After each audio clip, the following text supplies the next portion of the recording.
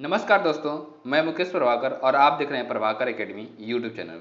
दोस्तों, हम लोग आज इस वीडियो में डिस्कस करेंगे सीटेट जो 2024 का एग्जामिनेशन होने वाला है 7 जुलाई को, उसके अपर प्राइमरी के एसएसटी सेक्शन के बारे में डिस्कस करेंगे। दोस्तों, इसके पहले इस वीडियो को डिस्कस करने से पहले मैंने कुछ वीडियो प्रोवाइड किए हैं जो सीटेट प्राइमरी और अपर प्राइमरी के लिए है हमारे प्रभाकर एकेडमी यूट्यूब चैनल पे, तो आप उसको भी विजिट करते रहिएगा, देखते रहिएगा, जिससे कि आपका नंबर गेन होते रहे। उसके साथ साथ आप प्रैक्टिस भी करते रहिएगा, जिससे पता चलता रहेगा अपने आपका इवैल्यूएशन होता रहेगा कि आप कितना नंबर गेन कर पा रहे हैं। ओके दोस्तों, तो आइए वीडियो की शुरुआत करते हैं।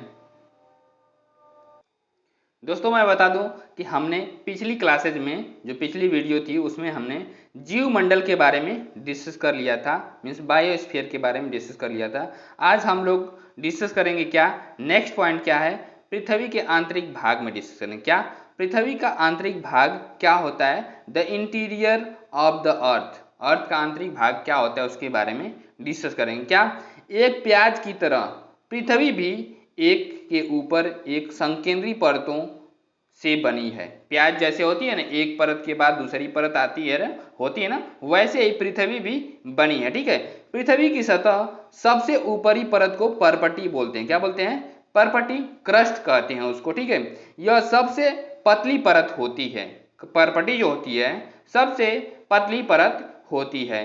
यह महाद्वीपीय संहति में 35 किलोमीटर एवं समुद्र सतह में केवल 5 किलोमीटर होती है। मीन्स कॉन्टिनेंट में 35 किलोमीटर, ठीक है, लैंड सरफेस पे 35 किलोमीटर और समुद्र की सतह से अगर जाएंगे केवल 5 किलोमीटर तक होती है, क्योंकि समुद्र तो गहरा भी है इसलिए। ओके दोस्तों, नेक्स्ट पॉइंट को डिस्कस करते हैं। क्या महाद्वीपीय संहति मीन्स कॉन्टिनेंटल कोड। क्या कॉन्टिनेंटल कोड क्या है, महाद्वीपीय संहति क्या है उसके बारे में। मुख्य रूप से सिलिका एवं एल्यूमिनियम। क्या सिलिका मीन्स सिलिकॉन और एल्यूमिनियम से, ठीक, जैसे खनिजों से बनी है। कौन? कॉन्टिनेंटल कोड जो है सिलिका और एल्यूमिनियम जैसे खनिजों से बनी हुई है, इसलिए इसे सी मीन्स सिलिका तथा एल का मतलब एल्यूमिनियम कहा जाता है। ठीक है, बोला जाता है जो कॉन्टिनेंटल कोड है वो किससे बनी हुई है, तो Cl से बनी हुई है, मीन्स सिलिका और एल्यूमिना से। ठीक है, एल्यूमिनियम से। अब महासागर की परपटी क्या है, ओशन क्रस्ट क्या है उसके बारे में डिस्कस करते हैं। मुख्य सिलिका, क्या मुख्य सिलिका एवं मैग्नीशियम की बनी है। कौन? महासागर की जो परपटी है वो मुख्य सिलिका और मैग्नीशियम से बनी है। सिलिका में सिलिकॉन जो है Si और मैग्नीशियम को हम किससे डिनोट करते हैं, Mg से डिनोट करते हैं, तो ये इससे मिलकर के बनी हुई है। ठीक है दोस्तों, इसलिए इसे सीमय बोलते हैं। क्या बोलते हैं? सीमय। सी मीन्स सिलिका और मै मीन्स मैग्नीशियम कहा जाता है। ठीक है, परपटी के ठीक नीचे मेंटल होता है। क्या होता है? परपटी के ठीक नीचे मेंटल होता है जो 2900 किलोमीटर होता है। क्या होता है? 2900 किलोमीटर की गहराई तक फैला है। क्या जो ओशन क्रस्ट है वो 2900 किलोमीटर की गहराई तक फैला है। इसकी सबसे आंतरिक परत क्रोड है। क्या इसकी सबसे आंतरिक परत क्रोड है, जिसकी त्रिज्या रेडियस लगभग 3500 किलोमीटर है। क्या 3500 किलोमीटर है। यह मुख्यतः निकिल एवं लोहे की बनी है। किसका? निकिल और लोहे से मिलकर बनी है। मीन्स निकिल को Ni से डिनोट करते हैं और लोहे को Fe से डिनोट करते हैं। ठीक है, तथा इसे नीफे बोलते हैं। क्या बोलते हैं? निकिल और लोहा को जब मिलाएंगे मीन्स नीफे बोलते हैं। नी मीन्स निकिल और फे मीन्स फेरस। ठीक है, कहते हैं। केंद्रीय क्रोड, जो केंद्रीय क्रोड सेंट्रल कोर होता है का तापमान क्या होता है एवं दाब काफी उच्च होता है। जो सेंट्रल कोर है उसका जो तापमान है और प्रेशर है वो ज्यादा उच्च होता है, इसलिए जब हम पृथ्वी के अंदर जाते हैं तो क्या लिक्विड टाइप का चीजें मिलती है। ठीक है दोस्तों, नेक्स्ट पॉइंट के बारे में डिस्कस करते हैं। क्या है? सैल रॉक्स क्या होती हैं उसके बारे में डिस्कस करते हैं। चट्टाने रॉक्स क्या होती हैं, सैल। ठीक है, पृथ्वी की परपटी अनेक प्रकार के सैलों से मिलकर बनी है। पृथ्वी की जो परपटी है वो अनेक प्रकार के सैलों से मिलकर बनी है। पृथ्वी की परपटी बनाने वाले खनिज पदार्थ के किसी भी प्राकृतिक पिंड को सैल कहते हैं। मीन्स जो पृथ्वी के परपटी जो बनाने वाले खनिज पदार्थ हैं कि किसी भी प्राकृतिक पिंड को सैल रॉक्स कहते हैं। ठीक है, सैल या चट्टान खनिजों के मिश्रण से बना है। क्या सेल या चट्टान जो होता है खनिजों के मिश्रण से बना हुआ पदार्थ है। ठीक है दोस्तों, नेक्स्ट पॉइंट के बारे में डिस्कस करते हैं। दोस्तों मैं बता दूं जो मैं वीडियो में ये कंटेंट डिस्कस कर रहा हूं, ये सारे कंटेंट्स एनसीईआरटी से लिए गए हैं, तो इस पर आप आंख मूंद करके भरोसा कर सकते हैं और इसको आप अच्छे से डिस्कस करेंगे, अच्छे से आप सुनेंगे तो आपका सीटेट का एग्जामिनेशन प्राइमरी और अपर प्राइमरी का आसानी से क्लियर हो जाएगा। ओके दोस्तों, तो आइए नेक्स्ट पॉइंट के बारे में डिस्कस करते हैं। नेक्स्ट पॉइंट क्या है कि मुख्य रूप से सेल 3 प्रकार की होती हैं। जो मुख्य रूप से सेल हैं वो कितनी प्रकार की? 3 प्रकार की होती हैं। आग्नेय सेल, अवसादी सेल और कायांतरित सेल। ठीक है, आग्नेय सेल को इंग्लिश में क्या बोलते हैं? इग्नियस, और अवसादी को सेडिमेंट्री, और उसके बाद कायांतरित को मेटामॉर्फिक बोलते हैं। ठीक है, अब आइए डिस्कस करते हैं क्या आग्नेय सेल क्या होती है, उसके बारे में डिस्कस करते हैं कि आग्नेय सेल 2 प्रकार की होती हैं। जो आग्नेय सेल हैं 2 प्रकार की होती हैं। अंतर्भेदी सेल मीन्स इंटरसेक्शन रॉक एवं बहिर्भेदी सेल मीन्स बार्बीसाइड रॉक। ठीक है, आग की तरह लाल द्रवित मैग्मा होते, क्या होती है? आग की तरह लाल द्रवित मैग्मा, लिक्विफाइड मैग्मा की ही लावा होता है। जो लिक्विफाइड मैग्मा है वो लावा होता है। ठीक है, जो पृथ्वी के आंतरिक भाग से निकल करके, जो क्या होता है? पृथ्वी के आंतरिक भाग से निकल करके सतह पर आता है। जब द्रवित लावा पृथ्वी की सतह पर आता है तो जो एयर के संपर्क में आएगा और भी चीजों के संपर्क में, एटमॉस्फेयर के संपर्क में आएगा तो क्या हो जाएगा? वो धीरे धीरे ठंडा होकर के क्या हो जाएगा? ठोस बन जाता है। परपटी पर इस प्रकार से बने सेल को बहिर्भेदी आग्नेय सेल बोलते हैं। क्या बोलते हैं? जो बाहर लैंड पे आ जाएगा तो वो बहिर्भेदी आग्नेय सेल होगा। ठीक है, इनकी संरचना बहुत महीन दाने वालों से होती है। क्या? जो महीन दाना होता है, छोटे छोटे दाने होते हैं, उससे मिलकर के बनी होती है जो आग्नेय सेल, जो बहिर्भेदी आग्नेय सेल है। उदाहरण के लिए बेसाल्ट, दक्कन पठार बेसाल्ट सैलों से ही बना है। क्या? दक्कन का जो पठार है बेसाल्ट सैलों से ही बना है। नेक्स्ट पॉइंट के बारे में डिस्कस करते हैं। क्या है कि द्रवित मैग्मा कभी कभी, जो द्रवित मैग्मा है कभी कभी भूपर्पटी के अंदर गहराई में ही ठंडा हो जाता है। जो भूपर्पटी है उसके अंदर, पृथ्वी के बाहर नहीं आ पाता है, वो अंदर ही क्या हो जाता है? ठंडा हो जाता है। इस प्रकार बने ठोस सेलों को अंतर्भेदी सेल कहते हैं। क्या कहते हैं? अंतर्भेदी आग्नेय सेल कहते हैं। धीरे धीरे ठंडा होने के कारण ये बड़े दानों का रूप ले लेते। जब वो ठंडा हो जाएगा तो बड़ा दाना का रूप ले लेगा। ग्रेनाइट ऐसे ही सेलों का एक उदाहरण, जो ग्रेनाइट है सेल वो ऐसे ही सेलों का एक उदाहरण। ठीक है, आग्नेय सेलों की संरचना भूगर्भ से निकलने वाले तत्वों, जो आग्नेय सेल है उसकी जो रचना होती है भूगर्भ से निकलने वाले तत्वों और तरल पदार्थों के ठंडा होकर जमने के फलस्वरूप हुई है।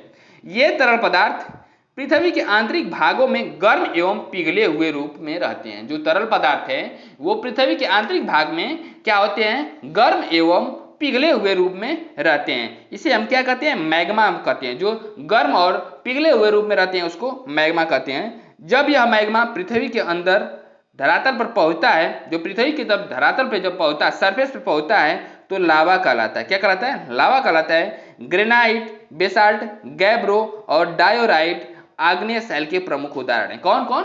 ये पूछा जाता है कि आग्नेय सेल के कौन कौन उदाहरण हैं, तो ग्रेनाइट, बेसाल्ट और गैब्रो और उसके साथ साथ डायोराइट, ये सब क्या है? आग्नेय सेल के प्रमुख उदाहरण हैं। दोस्तों ये मोस्ट इंपॉर्टेंट पॉइंट है। नेक्स्ट पॉइंट के बारे में डिस्कस करते हैं। क्या है कि पृथ्वी की भूपर्पटी का 2/3 भाग, जो पृथ्वी का भूपर्पटी है उसका 2/3 भाग आग्नेय सेलों से बना हुआ है। आग्नेय सेलों को प्राथमिक चट्टान भी बोला जाता है। जो आग्नेय सेल है उसको प्राथमिक चट्टान बोला जाता है क्योंकि इन्हीं चट्टानों से अन्य चट्टानों का भी निर्माण होता है। जो आग्नेय सेल है इसी से अन्य चट्टानों का भी निर्माण होता है। नेक्स्ट पॉइंट के बारे में डिस्कस करते हैं। आइए दोस्तों नेक्स्ट पॉइंट के बारे में डिस्कस करते, जो परतदार सेल है। क्या है? परतदार सेल या अवसादी सेल, सेडिमेंट्री रॉक्स इसको इंग्लिश में बोलते हैं। आग्नेय सेल, जो आग्नेय सेल है, इग्नियस चट्टान है, उसके छोटे छोटे टुकड़ों में टूटकर एक स्थान से दूसरे स्थान पर स्थानांतरित होना अवसादी सेल का निर्माण होता है। क्या होता है? जब स्थानांतरित होते हैं एक जगह से दूसरी जगह टूट टूट करके इग्नियस चट्टान, तो उसको हम क्या बोलते हैं? अवसादी सेल का निर्माण होता है। ठीक है, पृथ्वी के ऊपर 3/4 भाग परत में परतदार सेल पाई जाती है। मीन्स अवसादी सेल पाए जाते हैं 3/4 पार्ट में, ठीक है। लोयस का जमाव वायु निर्मित अवसादी चट्टान का सबसे प्रमुख उदाहरण है। जो लोयस का जमाव है वायु निर्मित अवसादी चट्टान का सबसे प्रमुख उदाहरण है। हिमालय पर्वत जो भारत का पहरेदार कहलाता है, क्या कहलाता है? भारत का पहरेदार कहा जाता है। इसमें अवसादी चट्टानें पाई जाती हैं। क्या पाई जाती है? इसमें अवसादी चट्टानें या परतदार सेल पाई जाती हैं जो बालू का पत्थर बनते हैं, स्लेट बनते हैं, चूने का पत्थर, कोयला, खड़िया मिट्टी आदि चट्टानें अवसादी चट्टानें के उदाहरण हैं। ओके दोस्तों, नेक्स्ट पॉइंट क्या है इसमें? अवसादी चट्टानों में खनिज तेल, कोयला एवं अन्य प्रकार के बहुमूल्य खनिज पाए जाते हैं।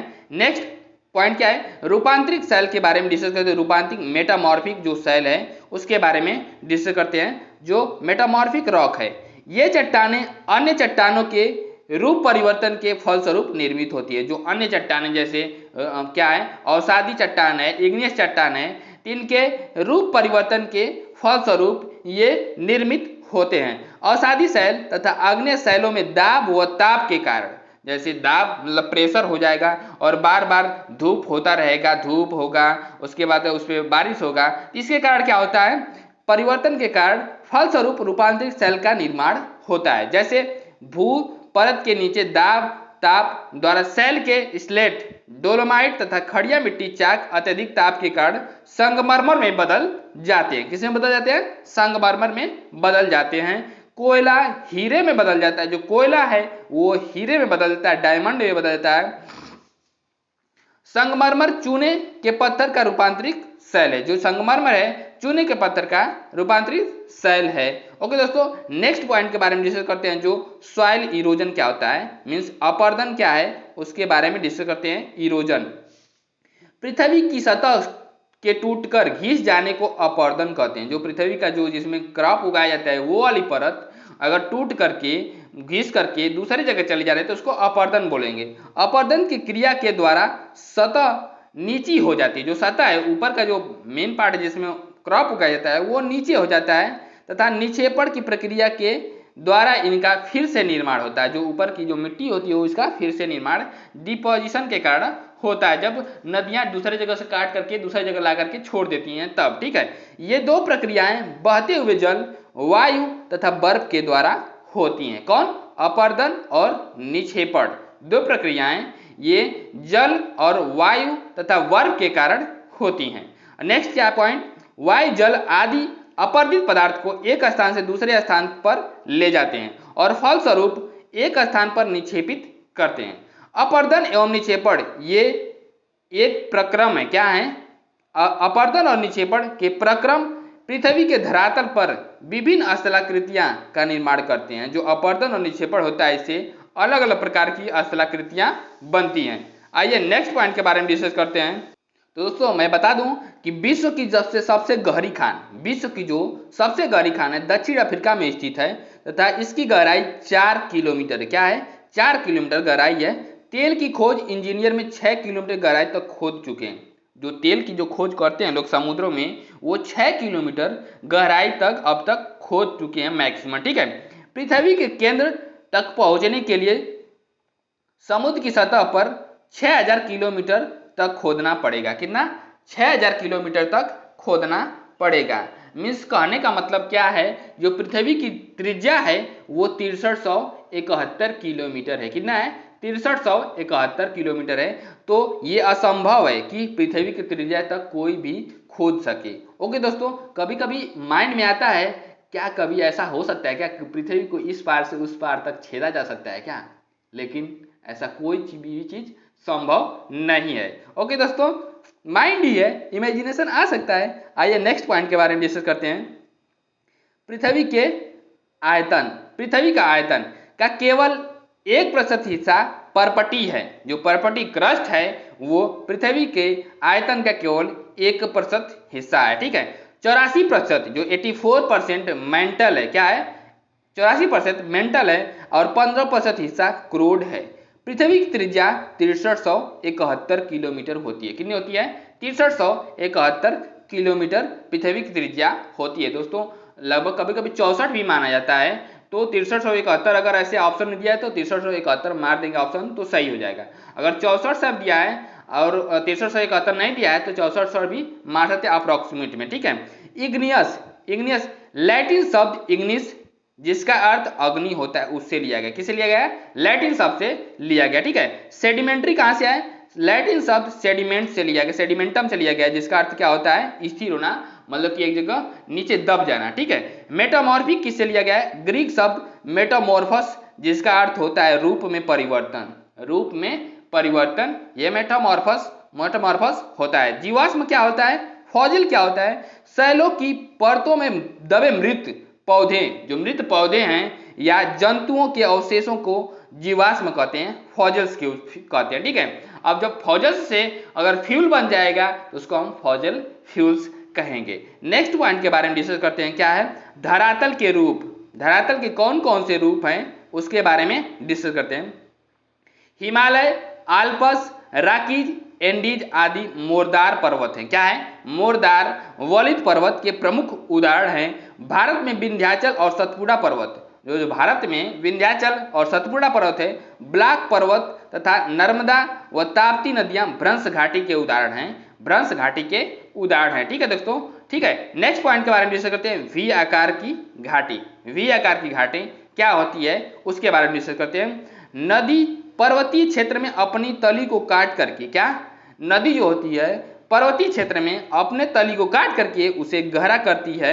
इससे अंग्रेजी के वी, इसमें थोड़ा सा मिस्टेक पॉइंट हो गया, क्या कि छूट गया है, अंग्रेजी के अक्षर के वी आकार, क्या? वी आकार की घाटी का निर्माण होता है। जब आकार की वी आकार की घाटी गहरी एवं संकरी होती है तो उसे गार्ज कहते हैं। क्या बोलते हैं? उसे गार्ज कहते हैं। हिमालय पर्वत में सिंधु, सतलज तथा ब्रह्मपुत्र नदियों के गार्ज हैं। हिमालय में जो हिमालय पर्वत है उसमें सिंधु, सतलज तथा ब्रह्मपुत्र नदियों के गार्ज बने हैं, मीन्स वी आकार की घाटी जो बनी है, ठीक है। नेक्स्ट पॉइंट के बारे में डिस्कस करते हैं, क्या? जलप्रपात के बारे में डिस्कस करते हैं। जलप्रपात, जलप्रपात नदी, जब नदी का जल ऊंचाई से खड़े ढाल के सहारे, जो ऊंचाई मीन्स एकदम खूब ऊंचाई से गिरता है पानी, तो उसको क्या बोलते हैं? ढाल के सहारे अधिक वेग से नीचे गिरता है तो उसे जलप्रपात कहते हैं। विश्व का सबसे ऊंचा जलप्रपात दक्षिणी अमेरिका के वेनेजुएला का एंजेल प्रपात है। क्या है? एंजेल जलप्रपात है। दोस्तों ये मोस्ट इंपॉर्टेंट पॉइंट है, ये पूछ लेता है कि विश्व का सबसे ऊंचा जो है जलप्रपात कौन सा है, तो एंजेल है जो वेनेजुएला में अमेरिका के है, ठीक है। भारत के कुछ प्रमुख जलप्रपात शरावती नदी पर जोग है। क्या? शरावती नदी पे जोग जलप्रपात है, और कावेरी नदी पे शिव समुद्रम जलप्रपात है, और नर्मदा नदी पे कपिल धारा एवं धुआंधार जलप्रपात है, ठीक है दोस्तों। नेक्स्ट पॉइंट के बारे में डिस्कस करते हैं, डेल्टा क्या होता है। नदी के सागर में गिरने से पहले, नदी के जब सागर में मिलने वाली होती है उससे पहले विसर्प, क्या? टेढ़े मेढ़े रास्तों के कारण उसके बहने की गति अधिक धीमी पड़ जाती है। जो नदी की गति होती है अधिक धीमी पड़ जाती है, इस कारण डेल्टा का निर्माण होता है। जो डेल्टा का निर्माण होता है, तो गंगा ब्रह्मपुत्र का डेल्टा संसार के प्रमुख डेल्टाओं में से एक है। जैसे मान लीजिए कि यहाँ पे क्या है? समुद्र है, समुद्र है, नदी यहाँ से बहते हुए आ रही है, तो क्या होगा? एकदम मतलब कि इसका जो गति है क्या होगा? बहुत कम होगा, और ये ऐसे ऐसे मतलब कि शाखाओं में बढ़ जाती है। तो ये जो जगह का बीच का जगह है इसको हम क्या बोलते हैं? डेल्टा बोलते हैं। नेक्स्ट पॉइंट के बारे में डिस्कस करते हैं। नेक्स्ट पॉइंट क्या है उसके बारे में डिस्कस करते हैं। क्या है कि गुफा या सुरंग, गुफा या सुरंग क्या होता है? वर्षा का कुछ जल चट्टान, वर्षा का कुछ जल चट्टान और मिट्टी में प्रवेश कर जाता है। किसमें? वर्षा का जो कुछ जल होता है चट्टान और मिट्टी में प्रवेश कर जाता है। पहाड़ों में कहीं कहीं चूने की चट्टानें मिलती है, जो पहाड़ हैं उनमें कहीं कहीं चूने की चट्टान मिलती है, जिसमें जल रिस करके चट्टान के भीतर पहुंच जाता है तथा रासायनिक अपक्षय के द्वारा चूने को घुलाकर दूर बहा ले जाता है। जो चूना होता है उसको घुला करके दूर बहा कर लेकर चल जाता है, तो जिससे क्या होता है? पहाड़ी में गुफा या सुरंग बन जाती है। पहाड़ी में क्या बन जाती है? गुफा या सुरंग बन जाती है। उसके अंदर का जो मटेरियल है वो निकल जाता है, तो इससे गुफा या सुरंग बन जाती है। आइए नेक्स्ट पॉइंट के बारे में डिस्कस करते हैं, हिमानी क्या होता है उसके बारे में। हिमानी क्या होता है? ऊंचे पर्वतों पर जब कोई बर्फ का बड़ा खंड, जो ऊंचे ऊंचे पर्वत हैं तो वहां पे बर्फ जमी रहती है, तो बर्फ का जो बड़ा सा खंड होता है ढाल पर खिसकता है, जो स्टीप्स होंगे मतलब ढाल होगा तो उस पर खिसकेगा, तो उसे क्या कहते हैं? हिमानी या हिमनद कहते हैं। क्या बोलते हैं? हिमानी या हिमनद कहते हैं। पहाड़ी भाग में हिमानी सपाट चौड़ी खड़े ढाल वाली घाटियों का निर्माण करती है। जो पहाड़ी भाग होता है तो उसमें क्या होता है कि चौड़े खड़े ढाल वाली घाटियां का निर्माण होता है। इनको तो क्या होता है? चौड़े जो खड़े ढाल वाली वी आकार की घाटियों का निर्माण होता है, वी आकार की। और तो इनका आकार अंग्रेजी के यू अक्षर की तरह भी होता है। पहले से बनी वी आकार की घाटी को हिमानी यू आकार की घाटी में बदल देती है। जो हिमानी होती है, जो पहले वी आकार की घाटी बनी होती है, उसको क्या करती है? ये यहाँ पे थोड़ा सी टाइपिंग छूट गई है। वी आकार की घाटी बनी को यू आकार की घाटी में बदल दी जाती है। किसके द्वारा? हिमानी के द्वारा, जो बड़े बड़े बर्फ के खंड होते हैं उसके द्वारा। अब हम डिस्कस करते हैं क्या हिमोड के बारे में डिस्कस करते हैं। हिमोड क्या होता है? मुरैन क्या होता है? जब हिमानी चट्टानों को घर्षित कर उसका चूड़ जब घर्षित करेगा तो वो छोटे छोटे पार्ट्स में टूट जाएगा, पर्वत के निचले भागों में जमा कर देता है, तो इन्हें हिमोड कहते हैं। आइए दोस्तों नेक्स्ट पॉइंट के बारे में डिस्कस करते हैं। नेक्स्ट पॉइंट क्या है? बालू का स्तूप। क्या? बालू का स्तूप। मरुस्थलीय प्रदेशों में जब पवन के मार्ग में कोई बाधा होती है, क्या? मरुस्थलीय प्रदेश में जब पवन के मार्ग में क्या होती है? हवा के मार्ग में बाधा होती है, तब पवन का वेग कम हो जाता है। वेग क्या होता है? कम हो जाता है। स्पीड जो होती है कम हो जाती है, जिससे पवन के साथ उड़ने वाले पदार्थ धरातल पर गिर करके धरातल पर गिर जाते हैं और बालू के टीलों का निर्माण करते हैं। इन्हें बालू का स्तूप कहते हैं। तो ये कहाँ पे बनता है बालू का स्तूप? जो ये मरुस्थलीय प्रदेश में ही बनता है, जैसे राजस्थान में बनेगा। ठीक है। नेक्स्ट पॉइंट क्या है? छत्रक शिला। छत्रक शिला क्या होता है? पवन द्वारा उड़ाए गए बालू के कणों द्वारा अपरदन का कार्य धरातल से कुछ मीटर की ऊंचाई तक अधिक होता है। कुछ मीटर की ऊंचाई तक अधिक होता है। इस प्रक्रिया में पवन निचले भाग को घींच देती है। क्या कहती है? जो निचला भाग है उसको घींच देती है, परंतु ऊपरी भाग छतरी के आकार को हो जाता है। कैसा होता है? छतरी के आकार का हो जाता है। मतलब ऐसे देखिए, ऐसे हो जाता है। कैसे हो जाता है? देखिए एक बार मैं आपको बना के दिखा देता हूँ। ऐसे छतरी के जैसे छतरी होती है ना, वैसे आकार का हो जाता है। तो इससे क्या हो जाएगा? छत्रक शिला हो जाएगा। कैसा हो जाएगा? छत्रक शिला हो जाएगा। इस प्रक्रिया में जो ये प्रक्रिया है, पवन निचले भाग को घींच देती है, परंतु ऊपरी भाग को छतरी के आकार का हो जाता है, जिसे छत्रक शिला कहते हैं। अब नेक्स्ट पॉइंट के बारे में डिस्कस करते हैं दोस्तों। अर्थक्वेक, ये मोस्ट इंपॉर्टेंट पॉइंट है दोस्तों। यहाँ से हमेशा क्वेश्चन पूछे जाते हैं। ये अर्थक्वेक, अर्थक्वेक क्या होता है, भूकंप क्या होता है, उसके बारे में। ज्वालामुखी भूपर्पटी अर्थ क्रस्ट पर खुला एक ऐसा छिद्र होता है, होल होता है। ज्वालामुखी क्या होती है? भूपर्पटी पे खुला हुआ एक ऐसा छिद्र होता है जिससे पिघले हुए अचानक पदार्थ निकलते हैं। पिघले हुए पदार्थ अचानक निकलते हैं। इसी प्रकार स्थल मंडलीय प्लेटों को गति करने पर पृथ्वी की सतह कंपन कर लेती है। जब इसी तरह जो प्लेटें हैं, स्थल के मंडल के प्लेटें हैं, वो क्या करती हैं? गति करने लगती हैं, तो आपस में वाइब्रेशन होने लगता है। यह कंपन पृथ्वी के चारों ओर गति कर सकता है। इस कंपन को भूकंप कहते हैं। क्या कहते हैं? इस कंपन को भूकंप कहते हैं। जो परपटी है, मतलब कि जो प्लेटें हैं वो आपस में गति करने लगती हैं एक दूसरे की ओर, तो क्या होता है कि ऐसे भूकंप आता है। भूपर्पटी के नीचे वह स्थान, जो भूपर्पटी के नीचे जो वह स्थान है जहां पे कंपन आरंभ होता है, उसे उद्गम केंद्र, ओरिजिन सेंटर बोलते हैं। क्या बोलते हैं? ओरिजिन सेंटर बोलते हैं। ठीक है। उद्गम केंद्र से जो भू सतह पर उसके निकटतम स्थान को अधिक केंद्र बोलते हैं, एपी सेंटर कहते हैं। जैसे यहाँ पे अंदर पृथ्वी के अंदर निकला तो इसको ओरिजिन सेंटर बोलेंगे, और पृथ्वी की सतह पे यहाँ पे निकला इसको हम क्या बोलेंगे? एपी सेंटर बोलेंगे। ठीक है। अधिक केंद्र के निकटतम भाग में सर्वाधिक हानि होती है। जो अधिक केंद्र है, एपी सेंटर है, इसके चारों तरफ जो नजदीक के भाग रहेंगे वहां पे ज्यादा हानि होगा। एवं अधिक केंद्र से दूरी बढ़ने के साथ साथ क्या होती है? इसकी तीव्रता धीरे धीरे कम होती जाती है। जैसे जैसे इसकी दूरी बढ़ेगी तो इसकी तीव्रता क्या होगी?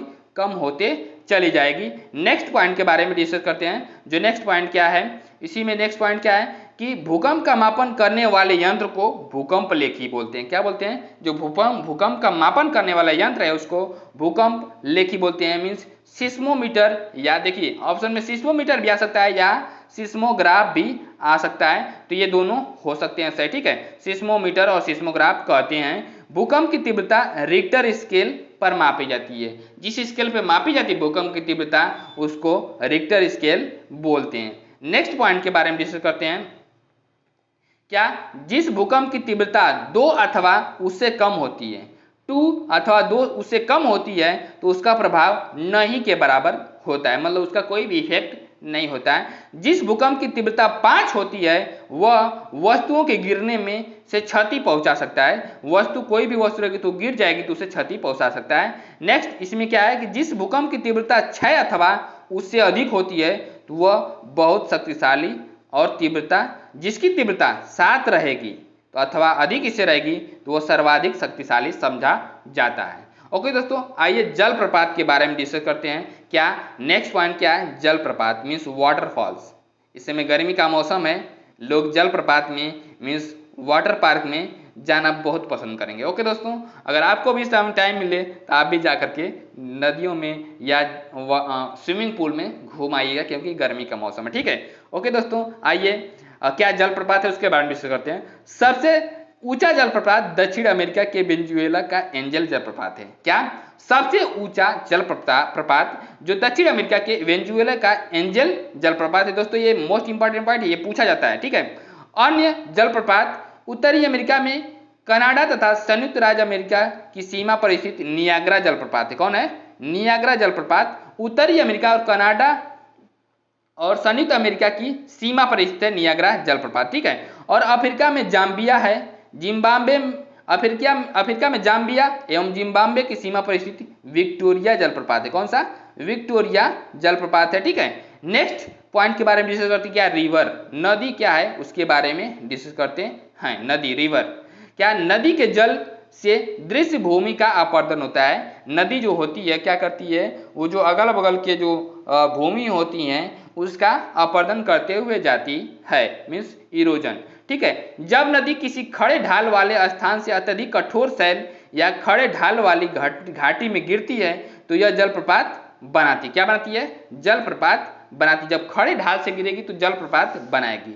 जब नदी मैदानी क्षेत्र में प्रवेश करती है, जब मैदानी क्षेत्र में प्रवेश करती है तो वह मोड़दार मार्ग पर बहने लगती है। किसमें? मोड़दार मार्ग पर बहने लगती है। नेक्स्ट पॉइंट क्या है इसी में कि इन्हीं के नदी के इन्हीं बड़े मोड़ों को विसर्प कहते हैं, एस्चुअरी बोलते हैं। क्या बोलते हैं? नदी के इन्हीं बड़े मोड़ों को विसर्प एस्चुअरी बोलते हैं। इसके बाद विसर्पों के किनारे लगातार अपर्दन एवं निक्षेपण शुरू हो जाता है। अपर्दन और निक्षेपण शुरू हो जाता है। विसर्प लूप के सिरे निकट आते हैं। जो विसर्प होते हैं विसर्प लूप के सिरे निकट आ जाते हैं और समय के साथ विसर्प लूप नदी के कट जाते हैं। जो विसर्प लूप होते हैं वो कट जाते हैं। जब तेजी से बहाव करती है नदी तो वो काटते रहती है। ठीक है, एक साइड काट के कटाव करेगी तो दूसरी साइड जाकर के इकट्ठा कर देगी। एक अलग झील बनाती है जिसे चाप झील भी कहते हैं। जिसे क्या कहते हैं? चाप झील भी बोलते हैं। नेक्स्ट पॉइंट क्या है उसके बारे में डिस्कस करते हैं कि नदी के उत्थित तटों को इम्बैंकमेंट को कहते हैं। क्या बोलते हैं? जो तट होते हैं उसको, जो ऊंचे उठे तट होते हैं उसको बनाए गए होते हैं सरकार के द्वारा, उसको इम्बैंकमेंट बोलते हैं। जिससे क्या होता है कि बाढ़ आने से बचा जा सकता है। ठीक है, समुद्र तक पहुंचते पहुंचते नदी का प्रवाह धीमा हो जाता है। जब समुद्र तक पहुंचने वाली नदी होती है तो उस समय उसका प्रवाह क्या होता है? धीमा हो जाता है। नदी अनेक धाराओं में विभाजित हो जाती है जिसको वितरिका मीन्स डिस्ट्रीब्यूटरी कहा जाता है। यहाँ नदी इतनी धीमी हो जाती है कि यह अपने साथ लाए मलबे का निक्षेपण करने लगती है, डिपोजिशन करने लगती है। प्रत्येक वितरिका अपने मुहाने का निर्माण करती है। सभी मुहाने के अवसादों के संग्रह से डेल्टा का निर्माण होता है। किसका निर्माण होता है? डेल्टा का निर्माण होता है। सिंधु नदी तंत्र की मुख्य नदी सिंधु और सहायक नदियां झेलम, चिनाब, सतलज, रावी और ब्यास हैं। जो सिंधु नदी का जो सहायक नदियां, ये याद कर लीजिए दोस्तों, याद कर लीजिए। ये पूछा जाता है कि सिंधु नदी का कौन कौन सी जो ट्रिब्यूटरी नदी हैं तो झेलम, चिनाब, सतलज, रावी, ब्यास आदि हैं। ठीक है, यह नदी तंत्र जम्मू कश्मीर, हिमाचल प्रदेश और पंजाब में फैला हुआ है। और उसके साथ साथ ये सिंधु नदी का उद्गम स्थल तिब्बत में मानसरोवर झील के निकट है। कहाँ पे है? तिब्बत में मानसरोवर झील के निकट है। नेक्स्ट पॉइंट के बारे में डिस्कस करते हैं क्या है, गंगा नदी तंत्र। जो गंगा नदी तंत्र है कि मुख्य नदी गंगा और सहायक नदियां यमुना, घाघरा, गंगट और गोमती है। गंडक और गोमती और कोसी नदी है, ठीक है। यह नदी तंत्र उत्तरी मैदानी के अधिकांश भाग में फैला, उत्तरी मैदान के अधिकांश भाग में फैला हुआ कौन, जो ये नदी तंत्र है गंगा नदी तंत्र उत्तरी मैदान के भाग में फैला हुआ, ठीक है। गंगा नदी का उद्गम स्थल हिमालय में स्थित गंगोत्री हिमनद है। क्या है, गंगोत्री हिमनद है। ब्रह्मपुत्र नदी की मुख्य नदी ब्रह्मपुत्र और सहायक नदियां हैं। क्या, ब्रह्मपुत्र की सहायक नदियां कौन है, लोहित, दिबांग, तीस्ता आदि यह है, ठीक है। यह नदी तंत्र अरुणाचल प्रदेश, असम और में विस्तृत है। अरुणाचल प्रदेश और असम में विस्तृत है कौन, ब्रह्मपुत्र नदी, ठीक है। ब्रह्मपुत्र नदी का उद्गम स्थल भी तिब्बत के मानसरोवर झील के निकट है, जो ब्रह्मपुत्र नदी है, ठीक है। ब्रह्मपुत्र नदी चीन, भारत और बांग्लादेश में बहती है, ठीक है। इसे चीन में सांगपो और बांग्लादेश में मेघना या जमुना नाम से पुकारा जाता है। जमुना से पुकारा जाता है, यमुना दूसरी नदी है, जमुना दूसरी नदी, ब्रह्मपुत्र नदी का नाम है, ठीक है। नेक्स्ट पॉइंट के बारे में डिस्कस करते हैं। नेक्स्ट पॉइंट क्या है कि गंगा नदी को बांग्लादेश में पद्मा नाम से बोला जाता है। जो गंगा नदी है उसको बांग्लादेश में पद्मा नाम से पुकारा जाता है। नर्मदा और ताप्ती नदियों का बहाव पश्चिम की ओर है। पश्चिम की तरफ बहने वाली नदियां दो ही नदी हैं, जो जिसका नाम क्या है, नर्मदा और ताप्ती है। वह अपने जल का विसर्जन अरब सागर में करती हैं, अरेबियन सी में अपने पानी को छोड़ती हैं, गिराती हैं, ठीक है। नेक्स्ट पॉइंट क्या है, पूर्वीय तटीय मैदान में महानदी गोदावरी, कृष्णा और कावेरी नदियां बहती हुई बंगाल की खाड़ी में गिरने से पूर्व डेल्टा का निर्माण करती है। किसका निर्माण करती हैं, डेल्टा का निर्माण करती हैं। पूर्वीय तटीय मैदान की मुख्य झीलें घिरका और कोलेरू और क्या है, पुलिकट झील आदि हैं, ठीक है। त्रिभुजाकार भूभाग ही डेल्टा कहलाता है। जो त्रिभुजाकार जो भूभाग है ऐसे बनता है तो उसको हम डेल्टा कहते हैं, ठीक है। गंगा एवं ब्रह्मपुत्र नदियां विश्व के सबसे बड़े सुंदरवन डेल्टा का निर्माण करती हैं। सिर्फ विश्व के सबसे बड़े सुंदरवन डेल्टा का निर्माण करती हैं कौन, ब्रह्मपुत्र और गंगा नदी, ठीक है। अब नेक्स्ट पॉइंट के बारे में डिस्कस करते हैं। आइए डिस्कस करते हैं। नेक्स्ट पॉइंट क्या है कि समुद्री तरंग के कार्य, जो समुद्री तरंग है उनके कौन कौन से कार्य है, function of the sea waves. समुद्री तरंग के अपर्दन एवं निक्षेपण, क्या, इरोजन और डिपोजिशन तटीय स्थलाकृतियां बनाते हैं। क्या बनाते हैं, जो उसके कोस्टल एरिया पे स्थलीकृतियां बनाते हैं। समुद्री तरंगें लगातार सैलों से टकराती रहती हैं जिससे दरार विकसित होती है। क्या विकसित होती है, दरार विकसित होती है। समय के साथ ये बड़ी और चौड़ी होती जाती हैं। इनको समुद्री गुफा बोलते हैं। क्या बोलते हैं, समुद्री गुफा बोलते हैं। इन गुफाओं के तटीय मेहराब बड़े होते जाते हैं। क्या होते हैं, बड़े होते जाते हैं, पर इनमें केवल छत ही बचती है। जो मेहराब है वो बड़े होते जाते हैं और इनमें केवल छत बचती है, जिससे तटीय मेहराब कोस्टल बनते हैं। और लगातार अपर्दन होता रहेगा तो छत को भी तोड़ देता है और केवल दीवारें बचती हैं। दीवार जैसी इन आकृतियों को स्टैक बोलते हैं। क्या बोलते हैं, स्टैक बोलते हैं, ठीक है। नेक्स्ट पॉइंट के बारे में डिस्कस करते हैं। नेक्स्ट पॉइंट क्या है, हिमनद के कार्य, ग्लेशियर के कार्य क्या होते हैं उसके बारे में डिस्कस करते हैं। ग्लेशियर के वर्क क्या होते हैं। हिमनद अथवा हिमानी बर्फ की नदियां होती है। किसकी नदियां होती हैं, बर्फ की नदियां होती है। जब बर्फ पिघलता है तो इन नदियों में बहता है पानी, ठीक है।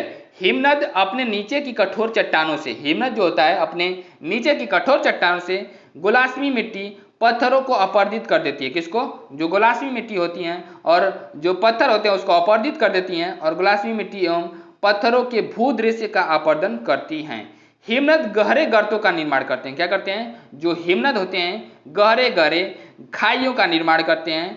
पर्वत क्षेत्र में बर्फ पिघलने से उन गर्तों में जल भर जाता है। जो गर्त होते हैं, खाई होती हैं, उसमें जल भर जाता है और वे सुंदर झील बन जाते हैं। क्या बन जाते हैं, सुंदर झील बन जाते हैं। हिमनद के द्वारा लाए गए पदार्थ जैसे छोटे बड़े जो सैल, रेत, तलछट, मिट्टी निक्षेपित होते हैं। ये निक्षेपण हिमनद हिमोड़ का निर्माण करते हैं। किसका निर्माण करते हैं, हिमोड़ का निर्माण करते हैं। अब हम डिस्कस करते हैं क्या, पवन के वर्क क्या हैं, हवा के वर्क क्या हैं, उसके बारे में डिस्कस करते हैं। Work of the wind.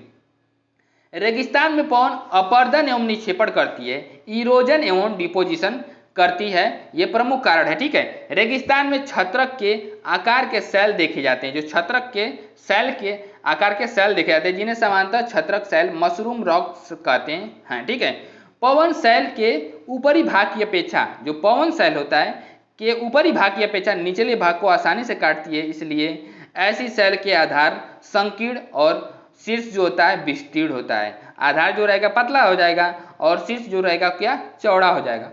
पवन चलने पर यह अपने साथ रेत को एक स्थान से दूसरे स्थान तक पहुंचाती है। जब पवन का बहाव रुकता है तो यह रेत गिर करके छोटी पहाड़ी बनाती है। क्या बनाती है, छोटी पहाड़ी बनाती है। इनको बालू का टिब्बा कहते हैं। क्या बोलते हैं, बालू का टिब्बा बोलते हैं। नेक्स्ट पॉइंट क्या है उसके बारे में डिस्कस करते हैं। नेक्स्ट पॉइंट क्या है, जब बालू कण महीन एवं हल्के होते हैं, मीन्स छोटे छोटे जब होते हैं, हल्के होते हैं, तो वायु उनको उठा करके अत्यधिक दूर ले जा सकती है। क्या करती है, दूर ले जा सकती है। और जब ये बालू कण विस्तृत क्षेत्र में निक्षेपित हो जाते हैं तो इसे लोएस कहते हैं। क्या बोलते हैं, इसे लोएस कहते हैं। चीन में विशाल लोएस निक्षेप किए जाते हैं। चीन में क्या कहते हैं, विशाल लोएस विक्षेप किए जाते हैं। ठीक है, नेक्स्ट क्या है, वायुमंडल में पाई जाने वाली गैसें। वायुमंडल में पाई जाने वाली गैसें कौन कौन है, नाइट्रोजन तथा ऑक्सीजन ऐसी दो गैसें हैं जिनमें वायुमंडल का बड़ा भाग बना है।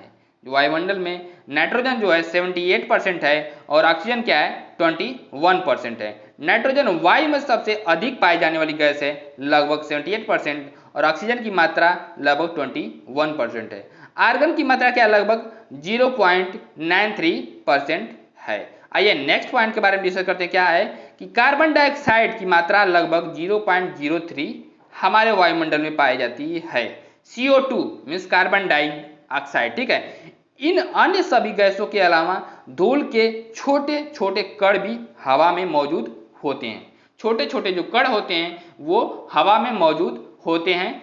ठीक है, नेक्स्ट पॉइंट क्या है और उसके बारे में डिस्कस, नाइट्रोजन। और नाइट्रोजन के बारे में डिस्कस, थोड़ा सा डिस्कस, इसको डिस्क्राइब कर लेते हैं। क्या नाइट्रोजन क्या होता है, नाइट्रोजन को हम किससे डिनोट करते हैं, N से डिनोट करते हैं। ठीक है, नाइट्रोजन वायु में सर्वाधिक पाई जाने वाली गैस है। जब हम सांस लेते हैं तब फेफड़े जो लंग्स होते हैं में कुछ नाइट्रोजन भी जाते हैं और फिर उसे बाहर निकाल देते हैं, परंतु पौधों को अपने जीवन के लिए नाइट्रोजन की आवश्यकता होती है। जो पौधे होते हैं उनको खुद के जीवन के लिए नाइट्रोजन की आवश्यकता होती है और वे सीधे वायु से नाइट्रोजन नहीं लेते हैं। जो पौधे होते हैं सीधे वायु से नाइट्रोजन नहीं लेते हैं, नाइट्रोजन फिक्सेशन किया जाता है प्लांट्स के, कुछ प्लांट्स के द्वारा। मृदा स्वास्थ्य तथा कुछ पौधों की जड़ों में रहने वाले जीवाणु बैक्टीरियम जो राइजोबियम होता है वायु के नाइट्रोजन लेकर के इसका स्वरूप बदल देते हैं, जिससे पौधे इसका प्रयोग कर सकते हैं। ठीक है, अब हम नेक्स्ट पॉइंट के बारे में डिस्कस करते हैं, ऑक्सीजन के बारे में। ऑक्सीजन, ठीक है, ऑक्सीजन को कैसे डिनोट करते हैं, O से डिनोट करते हैं। किससे, O से डिनोट करते हैं। ऑक्सीजन वायु में प्रचुरता से मिलने वाली दूसरी गैस है। ऑक्सीजन वायु में प्रचुरता से मिलने वाली दूसरी गैस है। मनुष्य तथा पशु सांस लेने में वायु से ऑक्सीजन प्राप्त करते हैं। किसका प्राप्त करते हैं, वायु से ऑक्सीजन प्राप्त करते हैं। हरे पादप ग्रीन प्लांट जो होते हैं प्रकाश संश्लेषण फोटोसिंथेसिस द्वारा ऑक्सीजन को उत्पन्न करते हैं। इस प्रकार वायु में ऑक्सीजन की मात्रा समान बनी रहती है। पौधे जो होते हैं फोटोसिंथेसिस करके ऑक्सीजन को प्रोड्यूस करते हैं। ठीक है, यदि हम वृक्ष काटते हैं तो यह संतुलन बिगड़ जाता है। देखिए दोस्तों, इसमें वृक्ष को इतना तेजी से काटा जा रहा है कि जिससे क्या हो जाए, ऑक्सीजन की कमी होते जा रही है और CO2 ज्यादा मात्रा में होते जा रही है, तो जिससे यहाँ पे टेम्परेचर भी बढ़ते चला जा रहा है। ठीक है दोस्तों, तो हम लोगों को ज्यादा से ज्यादा पेड़ लगाने हैं। हर एक आदमी को एक न एक पेड़ हर साल लगाते रहने हैं जिस दिन उनका बर्थडे हो। ओके दोस्तों, तो आइए नेक्स्ट पॉइंट के बारे में डिस्कस करते हैं, कार्बन डाइऑक्साइड। कार्बन डाइऑक्साइड क्या है उसके बारे में डिस्कस करते हैं। CO2 इसको किससे डिनोट करते हैं, CO2 से डिनोट करते हैं। क्या है, कार्बन डाइऑक्साइड अन्य महत्वपूर्ण गैस है। जो कार्बन डाइऑक्साइड क्या है, अन्य महत्वपूर्ण गैस है। हरे पादप अपने भोजन के रूप में कार्बन डाइऑक्साइड का प्रयोग करते हैं। जब फोटोसिंथेसिस करते हैं तो कार्बन डाइऑक्साइड लेते हैं पेड़ पौधे। ठीक है, ऑक्सीजन वापस देते हैं। मनुष्य और पशु कार्बन डाइऑक्साइड बाहर निकालते हैं। मनुष्यों तथा पशुओं द्वारा छोड़ी जाने वाली कार्बन डाइऑक्साइड गैस की मात्रा पादपों द्वारा प्रयोग की जाने वाली गैस के बराबर होती है। ठीक है, जिससे यह संतुलन बना रहता है। जो मीन्स जितना ले रहे हैं उतना देंगे भी तो बराबर रहेगा संतुलन, ठीक है। परंतु यह संतुलन कोयला तथा खनिज तेल आदि ईंधनों के जलाने से गड़बड़ा जाता है। मीन्स कहने का मतलब यह है कि कोयला तथा खनिज तेल को जब अगर हम जलाएंगे तो कार्बन डाइऑक्साइड गैस वहां से भी निकलेगा, तो इससे क्या हो जाएगा, जो रेशियो है वो गड़बड़ होते चला जा रहा है। वे वायुमंडल में प्रतिवर्ष करोड़ों टन कार्बन डाइऑक्साइड की बढ़ोतरी चली जा रही है। किससे? जब जब इसको जलाते हैं तब। इसका परिणाम स्वरूप क्या होते जा रहा है कि कार्बन डाइऑक्साइड का बढ़ा हुआ आयतन पृथ्वी पर मौसम तथा जलवायु को प्रभावित करता है। जब कार्बन डाइऑक्साइड ज्यादा मात्रा में होगा तो पृथ्वी के मौसम और जलवायु क्लाइमेट को प्रभावित करेगा, और कार्बन डाइऑक्साइड वायुमंडल में फैलकर विकिरित ऊष्मा जो होती है को पृथ्वी पर रोककर ग्रीन हाउस प्रभाव भी पैदा करती है। जो कार्बन डाइऑक्साइड है, जो ऊपर से आने वाली जो अल्ट्रावायलेट रे हैं, उसको क्या करती है, उसको फंसा लेती है अपने अंदर, जिससे कि वो लोग वापस नहीं जा पाते हैं, तो इसे ग्रीन हाउस इफेक्ट पैदा होता है। इसलिए इसे ग्रीन हाउस गैस भी बोलते हैं। किसको? कार्बन डाइऑक्साइड गैस को, ठीक है। और इसके अभाव में धरती इतनी ठंडी हो जाती है कि इस पर रहना असंभव होता है। किंतु जब कारखानों एवं कार से जो कारखाने होते हैं और कार के धुएं होते हैं, वहां से भी कार्बन डाइऑक्साइड गैस निकलती है। जो कार्बन डाइऑक्साइड गैस निकलेगी तो वायुमंडल में इसका स्तर बढ़ते चला जा रहा है। तब इस ऊष्मा के द्वारा पृथ्वी का तापमान बढ़ता है। जो पृथ्वी का तापमान है बढ़ते चला जाएगा, जिसे भूमंडलीय ताप बोलते हैं। क्या बोलते हैं? ग्लोबल वार्मिंग कहते हैं, ठीक है। तापमान में इस वृद्धि के कारण पृथ्वी के सबसे ठंडे प्रदेश में जमी हुई पृथ्वी बर्फ पिघलती है। जो ठंडा प्रदेश है, मीन्स क्या, जो पोलर है, पोल पे जो है बर्फ है वो क्या करने लगेगी? पिघलने लगेगी, जिसके परिणाम स्वरूप क्या होगा? समुद्र का जल स्तर है उसका बढ़ने लगेगा। मीन्स जो कोस्टल एरिया पे जगह हैं वो क्या होंगे? वो पानी के अंदर डूब जाएंगे, जिससे तटीय क्षेत्रों में बाढ़ आ जाती है। उसी तरह जो नुसंतारा राजधानी है उसको क्या किया गया है? इंडोनेशिया की राजधानी नुसंतारा है, उसको चेंज कर दिया गया है, दूसरी जगह बनाया जाएगा। क्यों? कि कोस्टल एरिया में वो था, अब वहाँ पे आने वाले समय बारिश आ पानी आ जाएगा, मतलब कि समुद्र का लेवल पानी बढ़ जाएगा, तो उससे वो पानी के अंदर सबमर्ज हो जाएगा। ठीक है दोस्तों, तो वीडियो को हम यहीं पे एंड करते हैं, और वीडियो को स्किप न करते हुए पूरा देखिएगा, जिससे कि आपका एसएसटी में अच्छे खासे नंबर आएंगे। ठीक है दोस्तों, तो सीटेट आप पास करना चाहते हैं तो वीडियो को अच्छे से पूरा देखिएगा। नमस्कार दोस्तों।